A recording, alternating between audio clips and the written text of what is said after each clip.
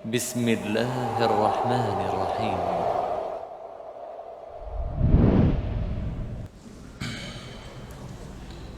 Bismillahirrahmanirrahim.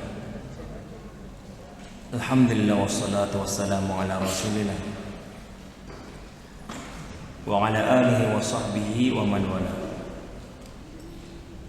Asyhadu an la ilaha illallah wahdahu la syarika lah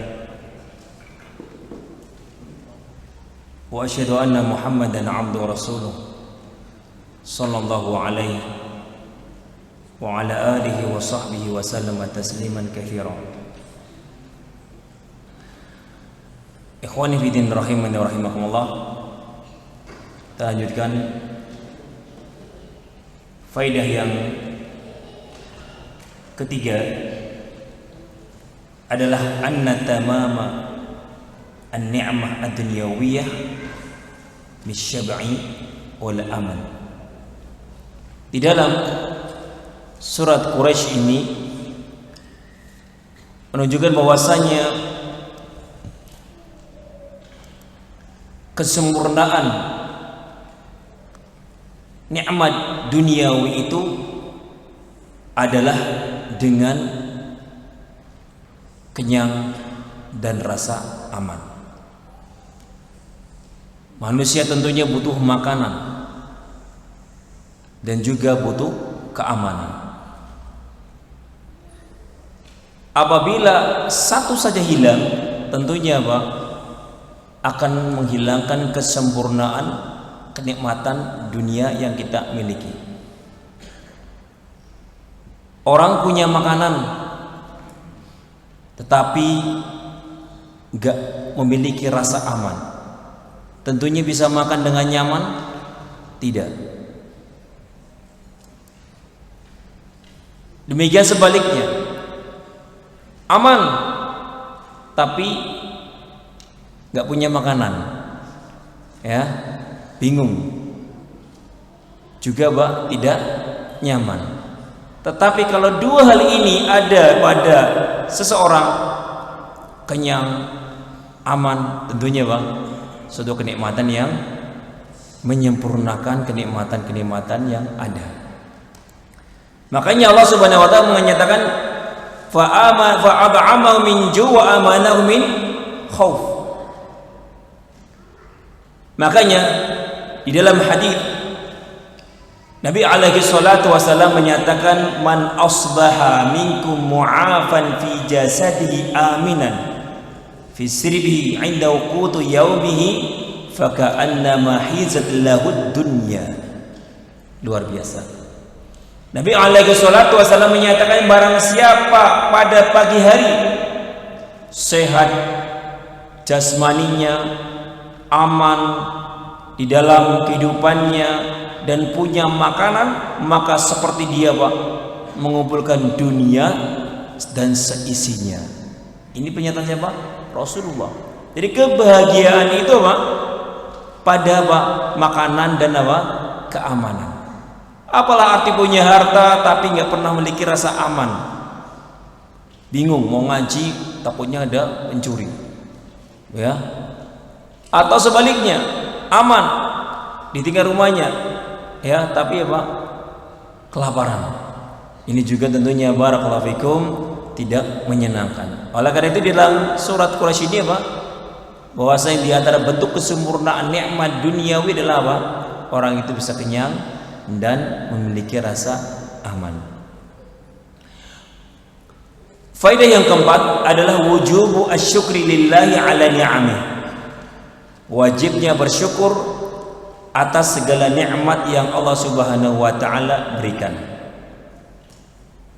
La yumkin an taduma ni'matullah 'ala al-'abdi duna an yashkura Allah 'alaiha. Dan tidak mungkin suatu kenikmatan dari Allah Subhanahu wa taala akan langgeng bersama kita tanpa kita bersyukur kepada Allah Subhanahu wa taala. Di dalam surat Ibrahim ayat 7 Allah sudah menyatakan wala in syakartum la azidannakum wala in kafartum inna 'adzabi lasyadid. jika kalian bersyukur kepadaku, aku tambah nikmat tersebut. Wa la in kafartum, dan apabila kalian mendurhakainya, mengkufurinya, menggunakan kenikmatan tersebut di dalam jalan yang Allah murkai, inna adabi lasyadid. Allah menyatakan sesungguhnya siksaanku sangat pedih. Maka barakallahu nikmat keamanan ini dan nikmat bisa kenyang, bisa makan dengan nyaman, harus dibangun di atas syukur. Dan utama syukur adalah kita mentauhidkan Allah Subhanahu wa ta'ala. Selama negeri itu bersyukur dengan mentauhidkan Allah, maka semuanya akan makmur, semuanya akan terus jaya. Yang punya kedudukan tetap kokoh dengan kedudukannya, yang punya harta tetap aman dengan hartanya ketika mereka mentauhidkan Allah Subhanahu wa taala. Perhatikan surat An-Nur ayat 55. Allah Subhanahu wa taala menjelaskan, wa'adallahu alladhina amanu wa 'amilus shalihat. Allah menjanjikan kepada orang-orang yang beriman dan beramal soleh, la yastakhlifannahum fil ardi kama istakhlafal ladzina min qablihim. Allah akan memberikan mereka khilafah, kekuasaan di bumi sebagaimana Allah Subhanahu wa taala memberikan kekuasaan kepada orang-orang sebelum mereka. Wala yumakkinanna lahum dinahum alladzi irtada lahum wala yubaddilannahum min ba'di khaufihim amna. Dan Allah akan mengokohkan agama mereka yang Allah Subhanahu wa taala ridha untuk mereka, dan Allah akan ganti rasa takut dengan rasa aman. Kapan kita bisa mendapatkan ini semuanya? Ya'budunani la yusyrikuna bi syai'a. Penutup ayatnya adalah ketika mereka mau beribadah kepadaku, la yusyrikuna bi syai'a, dan tidak menyekutukan aku dengan sesuatu apapun. Ini syarat. Apabila Anda ingin kokoh, terus aman, hartanya nyaman, semuanya enak, semuanya bahagia, semuanya langgeng, nikmat tersebut bersama kita, syaratnya adalah mudah, itu beribadahlah terus kepada Allah dan jangan sekutukan Allah dengan makhluknya. Wa man kafara ba'da dzalika fa ulaika humul fasiqun. Dan barang siapa yang mendurhakainya, tidak mau taat kepada Allah, maka mereka adalah orang-orang yang fasik. Faedah yang kelima, yajibu 'alal 'abdi an yuti'a awamir Allah wa yajtanibu nawahihi haitsu an syakara ni'am. La yakunu faqad bil iman al-qalbi walakin bil qawli wal amal. Di dalam ayat ini atau surah Quraisy memberikan faedah kewajiban bagi seorang hamba atau kewajiban kepada para hamba-hamba Allah ketika diberi nikmat untuk selalu mentaati Allah Subhanahu wa taala, mentaati perintah-perintahnya, dan wajib bagi mereka hamba-hamba Allah yang diberi nikmat meninggalkan segala apa yang dilarang oleh Allah sebagai bentuk rasa syukur mereka. Rasa syukur itu bukan cuma di hati, tetapi juga bil qauli wal amal, dengan ucapan dan perbuatan. Jadi rasa syukur itu bukan cuma mengakui ini nikmat dari Allah, kemudian alhamdulillah ya Allah, terima kasih ya Allah, engkau telah memberikan apa kepada kami sekian banyak kenikmatan. Terus kemudian cukup sampai situ? Lah, harus diri dengan perbuatan. Engkau taat kepada Allah dan terus beramal soleh dan tinggalkan apa-apa yang bisa mendatangkan murka Allah. Ini namanya bentuk syukur. Perhatikan dalam surat Saba ayat 13, Allah Subhanahu wa taala menyatakan i'malu ala Dawud syukra, beramallah wahai keluarga Dawud sebagai bentuk syukur. Allah mengatakan i'malu ala Daud, bersyukurlah, beramallah wahai keluarga Daud sebagai bentuk syukron, sebagai bentuk rasa terima kasih kepada Allah.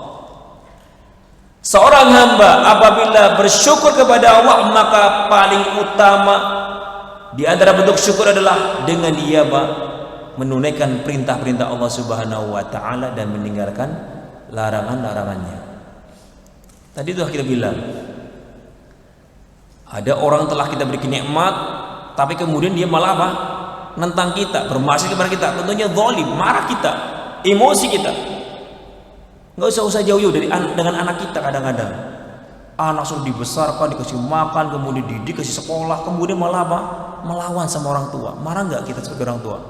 Marah. Demikian juga seorang guru kepada murid-muridnya kadang marah, karena ini zalim. Murid kok seperti ini, anak kok seperti ini. Maka demikian juga Allah Subhanahu wa taala. Allah akan marah ketika sudah dikasih nikmat malah kemudian melakukan perbuatan yang mendatangkan, memancing murka Allah Subhanahu wa taala. Sehingga bentuk syukur yang paling utama adalah bentuk syukur dengan bentuk amalan soleh. Engkau menunaikan perintah-perintah Allah dan engkau meninggalkan larangan Allah Subhanahu wa taala. Aisyah radhiyallahu anha ketika melihat Nabi alaihi salatu wasalam sholat terus sampai kakinya pecah-pecah, luar biasa. Nabi alaihi salatu wasalam levelnya Nabi, sudah jelas diampuni dosa-dosanya, sudah jelas masuk surga, bahkan makhluk yang terbaik, nggak pernah putus ibadah. Ini levelnya manusia zaman sekarang, ngaku makrifat kemudian lepas dari beban syariat. Ya subhanallah. Ini jelas barakallahu fikum bentuk kedustaan, mengatasnamakan Allah Subhanahu wa taala dengan dalil mereka sudah mencapai derajat makrifat. Apakah mereka lebih mulia daripada Nabi? Apakah mereka lebih hebat daripada Nabi alaihi salatu wasalam? Nabi alaihi salatu wasallam gak pernah namanya terputus dari namanya ibadah, sampai beliau sakit-sakit di akhir hayat beliau sholat dipapah dari rumah menuju ke masjid, sholat sambil duduk. Perhatikan hai orang-orang yang sering tidak paham dengan namanya agama Islam. Islam gak ada namanya tiga-tingkatan, torekat, syariat, torekat dan makrifat, gak ada dalam Islam. Semuanya sama di hadapan Allah, dibebani syariat, gak ada namanya lepas dari namanya syariat, tidak ada. Dan sebaik-baik petunjuk di dalam masalah ini adalah Rasulullah sallallahu alaihi wasallam. Lihatlah baginda Rasul alaihi salatu wasallam, ibadahnya terus semakin meningkat, bahkan semakin menjelang finish semakin meningkat ibadahnya. Sampai-sampai kemudian Aisyah mengatakan kepada Rasulullah, "Ya Rasulullah, atasna'u hada wa qad ghufira laka ma taqaddama min dzambika wa ma ta'akhkhar." Perhatikan, Ummul Mukminin, istri tercinta Rasulullah alaihi salatu wasallam, terharu melihat Nabi alaihi salatu wasallam sholatnya luar biasa sampai kaki beliau pecah-pecah. Beliau bertanya, "Ya Rasulullah, atasna'u hada?" Kenapa engkau melakukan ini wahai baginda Rasul, wahai Rasulullah? Wa qad ghufira laka ma taqaddama min dzambika wa ma ta'akhkhara. Bukankah engkau tadi ampuni dosa-dosamu yang telah lalu maupun yang akan datang? Kenapa masih seperti ini ibadahnya? Kok semangat sekali sampai kakimu pecah-pecah wahai Rasul? Apa jawabannya Rasulullah? Ya Aisyah, afala akunu 'abdan syakura? Apakah tidak boleh aku menjadi hamba yang pandai bersyukur? Perhatikan wujud dari syukurnya Nabi alaihi salatu wasallam dengan dianggap sebagai seorang nabi, bahkan menjadi khairul anbiya, khairul bashar, dengan semakin semangat ibadah. Bukan kemudian dapat ilmu, dapat mimpi bahwasanya dia adalah wali atau yang lainnya langsung kemudian bebas syariat. Ini merupakan kedustaan atas nama Allah dan Rasulnya. Nabi mengatakan, afala akunu abdan syakura, apakah nggak boleh saya menjadi hamba-hamba yang pandai bersyukur? Ini barakallahu fikum sebagai bentuk teguran kepada kita yang masih banyak melanggar syariat Allah Subhanahu wa taala, dalam keadaan Allah Subhanahu wa taala telah banyak memberikan sekian banyak nikmat. Sadarlah bahwasanya barakallahu fikum Allah akan murka ketika nikmat itu dibalas dengan kemaksiatan dan kedurhakaan. Faidah yang keenam, min asbabi zawali ni'am wa adami dawamiha an yartakibal abdu al-ma'asi wa dhunub wa la yashkur ni'matallahi alaih. Di antara sebab hilangnya kenikmatan dan tidak langgengnya kenikmatan adalah seorang hamba itu melakukan perbuatan kemaksiatan dan dosa dan tidak bersyukur kepada Allah Subhanahu wa taala. Di dalam ayat ini atau surat Quraisy, Allah mengingatkan, waspada, jangan sampai kenikmatan itu dibalas dengan engkau bermaksiat. Falyabudu rabb hadzal bait, beribadalah kepada Rabbul Bait, Rabb pemilik Ka'bah ini. Artinya jangan berbuat kemaksiatan, yaitu apa? Kesyirikan yang paling tinggi, kemaksiatan yang paling besar yang dilakukan oleh hamba kepada Allah adalah berbentuk kesyirikan. Kemudian setelahnya dan setelahnya. Ini menunjukkan bahwasanya Quraisy dan juga hamba-hamba Allah yang diberi nikmat diingatkan, jangan sampai engkau melakukan pelanggaran-pelanggaran syariat. Karena apa? Di antara sebab hilangnya nikmat, hilangnya rasa aman, hilangnya kenikmatan bisa kenyang, kenikmatan itu bisa hilang dengan sebab apa? Seorang hamba itu melakukan perbuatan kemaksiatan. Perhatikan dalam surah An-Nahl ayat 112. Allah Subhanahu wa taala menyatakan, daraballahu mathalan qaryatan kanat aminan mutmainnah ya'tiha rizquha ragadan min kulli makan.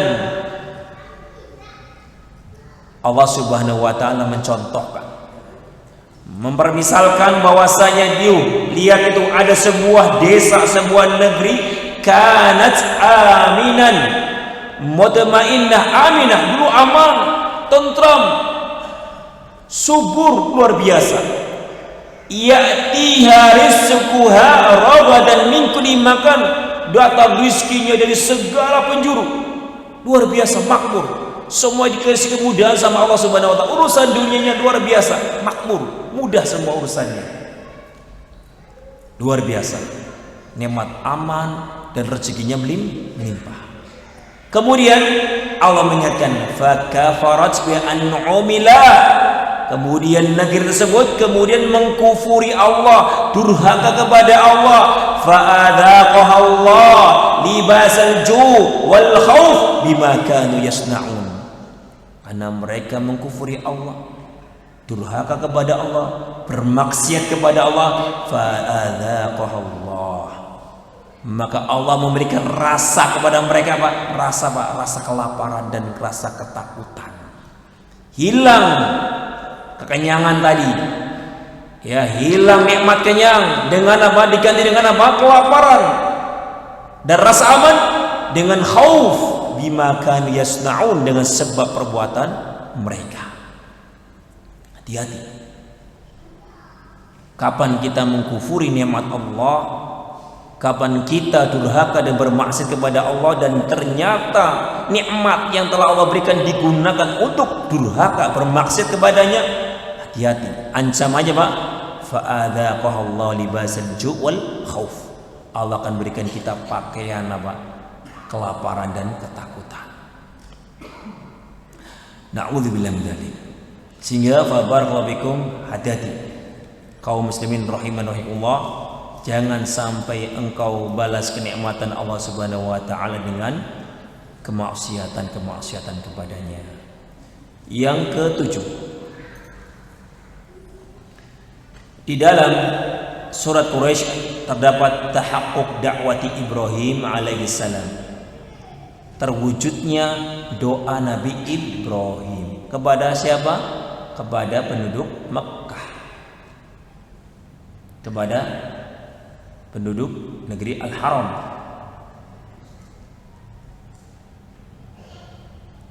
Apa doanya Nabi Ibrahim alaihissalam?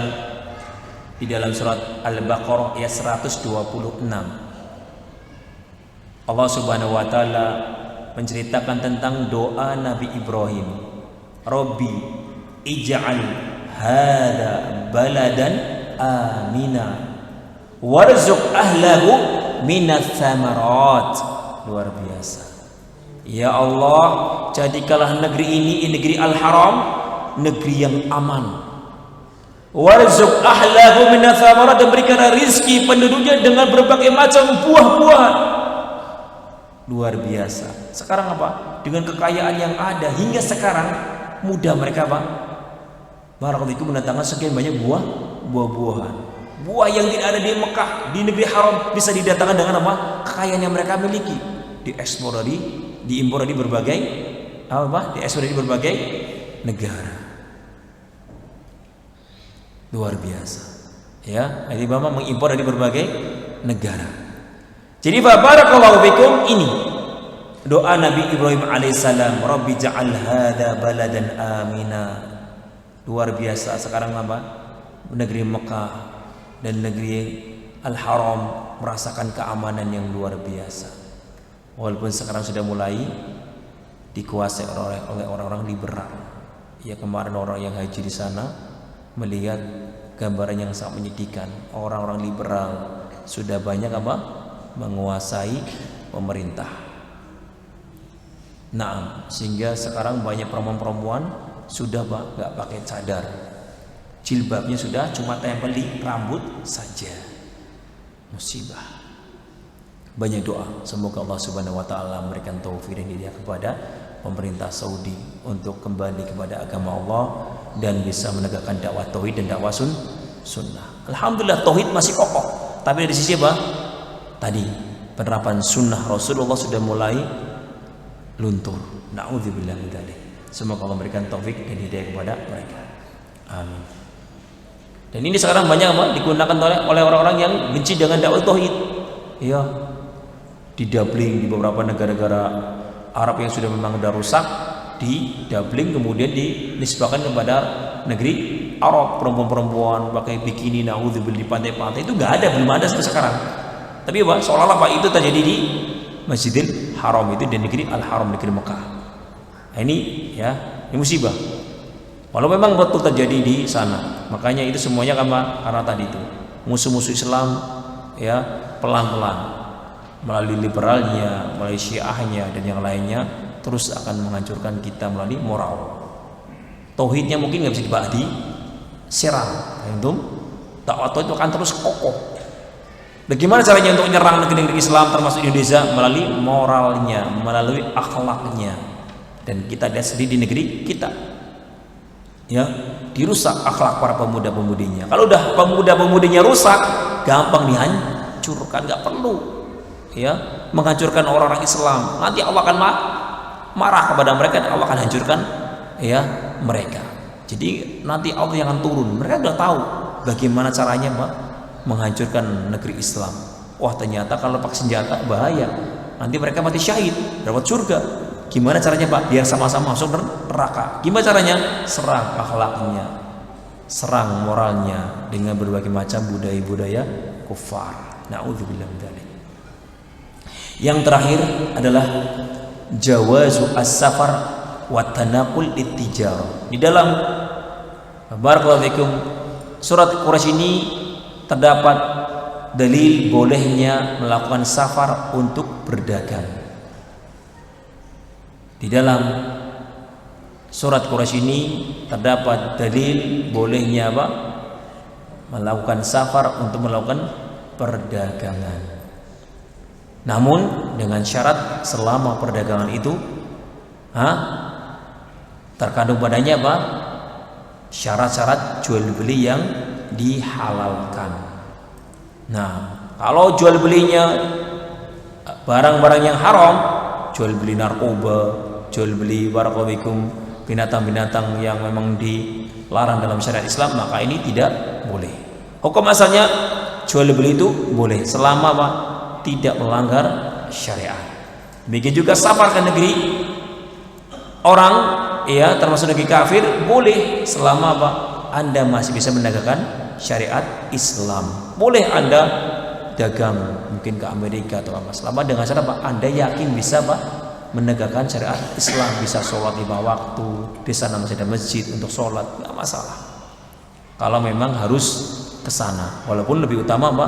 Berdaganglah di negeri kaum muslimin. Nah, wallahu alam bissawab. 8 faidah sudah kita kupas satu persatu.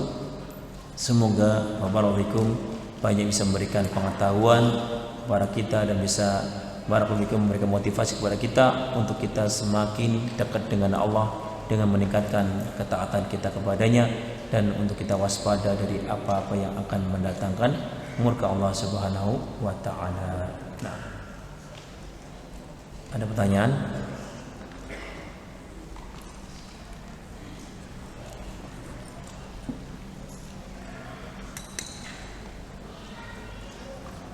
Tapi kalau tidak ada, berarti kita cukup sekian. Waktu itu kalau nggak salah ada kertas ya.